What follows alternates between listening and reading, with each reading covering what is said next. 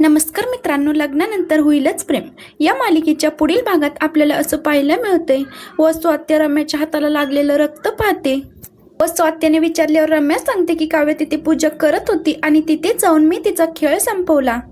आता मात्र व स्वात्या खूपच घाबरते आणि ती मोठ्याने ओरडूनच म्हणते की तू काव्याला काय केलंस। काव्य मात्र मंडपात पोहोचलेले नसते आणि स्वात्याचं बोलणं आता सगळ्यांनाच ऐकू येतं।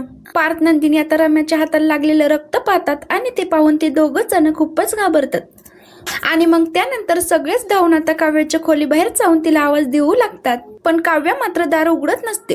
नंदिनी म्हणत असते की काव्य तू बरी आहेस का, अगं दार उघड।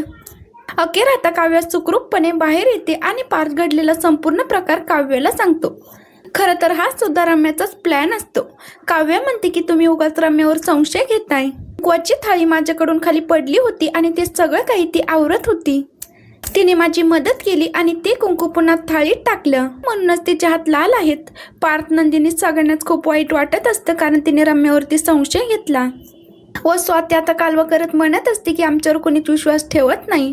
त्यावर रम्या म्हणते की आई अगं आपण असं वागलोय का, मी आपल्यावर विश्वास ठेवेल असं। आता रम्या मनात म्हणते की हेच तर पाहिजे होतं मला।